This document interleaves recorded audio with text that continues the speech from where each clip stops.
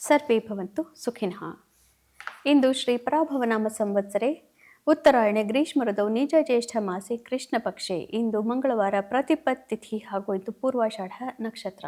ಇಂದಿನ ಭವಿಷ್ಯವನ್ನು ನೋಡೋಣ. ಇಂದು ಜೂನ್ 30ನೇ ತಾರೀಕು. ಇಂದು ಪೂರ್ವಾಷಾಢ ನಕ್ಷತ್ರ.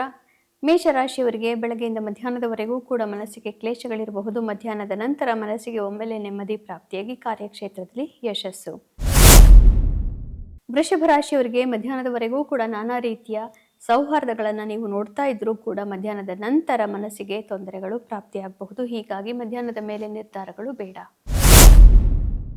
ಮಿಥುನ ರಾಶಿಯವರಿಗೆ ಮಧ್ಯಾಹ್ನದವರೆಗೂ ಕೂಡ ಎಲ್ಲವೂ ನಿಮ್ಮ ಪರವಾಗಿ ಆಗ್ತಾ ಇರುತ್ತೆ. ಮಧ್ಯಾಹ್ನವಾದ ಮೇಲೆ ನೀವು ನಿಮ್ಮ ಪ್ರೀತಿ ಪಾತ್ರರೊಂದಿಗೆ ಬಹಳ ಸುಖಕರ ಕ್ಷಣಗಳನ್ನು ನೋಡಬಹುದು.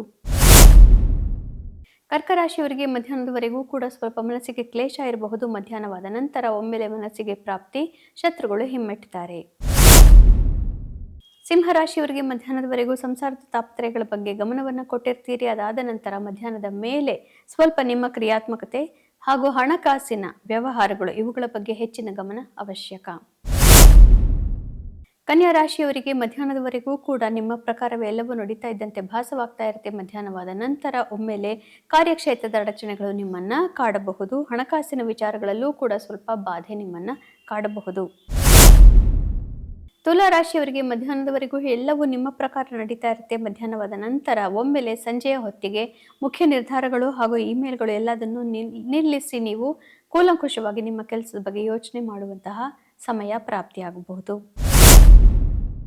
ವೃಶ್ಚಿಕ ರಾಶಿಯವರಿಗೆ ಮಧ್ಯಾಹ್ನದವರೆಗೂ ನಿಮ್ಮ ಸಂಸಾರದವರೊಡನೆ ಸಮಯವನ್ನು ಕಳೀತಾ ಇರ್ತೀರಿ. ಮಧ್ಯಾಹ್ನವಾದ ನಂತರ ಬಂಧು ಬಾಂಧವರೆಲ್ಲರೂ ಕೂಡ ಆ ಸಂತೋಷದಲ್ಲಿ ನಿಮ್ಮನ್ನ ಸೇರ್ಕೊಳ್ತಾರೆ. ಧನು ರಾಶಿಯವರಿಗೆ ಮಧ್ಯಾಹ್ನದವರೆಗೂ ಕೂಡ ಮನಸ್ಸಿಗೆ ನೆಮ್ಮದಿ ಪ್ರಾಪ್ತಿ. ಇದೇ ನೆಮ್ಮದಿಯನ್ನು ಮಧ್ಯಾಹ್ನವಾದ ಮೇಲೆ ನಿಮ್ಮ ಮನೆಯವರಿಗೂ ಹಂಚಿ ಮನಸ್ಸಿಗೆ ಹೆಚ್ಚಿನ ನೆಮ್ಮದಿಯನ್ನು ನೀವು ಪಡ್ಕೋಬಹುದು. ಮಕರ ರಾಶಿಯವರಿಗೆ ಮಧ್ಯಾಹ್ನದವರೆಗೂ ಮನಸ್ಸಿಗೆ ಸ್ವಲ್ಪ ಕ್ಲೇಶ. ಮಧ್ಯಾಹ್ನವಾದ ನಂತರ ಒಮ್ಮೆಲೆ ಮನಸ್ಸು ತಿಳಿಯಾಗುವುದು, ಮಾರ್ಗದರ್ಶನ ಪ್ರಾಪ್ತಿಯಾಗುವುದು.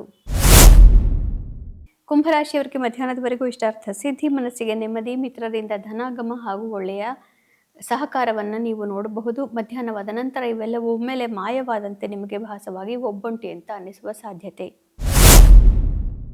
ಮೀನರಾಶಿಯವರಿಗೆ ಮಧ್ಯಾಹ್ನದವರೆಗೂ ಸಂಸಾರದ ತಾಪತ್ರಯಗಳು ಹಾಗೂ ಕಾರ್ಯಕ್ಷೇತ್ರ ಜವಾಬ್ದಾರಿಗಳು ಕಾಡ್ತಾ ಇರಬಹುದು. ಮಧ್ಯಾಹ್ನವಾದ ನಂತರ ಇಷ್ಟಾರ್ಥ ಸಿದ್ಧಿ, ಮಿತ್ರರಿಂದ ಮನಸ್ಸಿಗೆ ಆಹ್ಲಾದ ಪ್ರಾಪ್ತಿ. ಪುನಃ ನಾಳೆ ಭೇಟಿಯಾಗೋಣ. ಅಲ್ಲಿವರೆಗೂ ನಿಮಗೆ ತಿಳಿದೇ ಇದೆ ಗೀತಾ ಶ್ಲೋಕಗಳ ಶ್ರವಣ, ಪಠಣ, ಮನನ, ಲೇಖನ. ಒಂದು ಶ್ಲೋಕವನ್ನು ಒಂದರಲ್ಲಿ ಒಂದನ್ನಾದರೂ ಕೂಡ ಮಾಡಿದರೂ ಪುನರ್ಜನ್ಮ ಇರುವುದಿಲ್ಲ. ಶುಭಮಸ್ತು. ಶ್ರೀಕೃಷ್ಣ ವಿಜಯತೆ.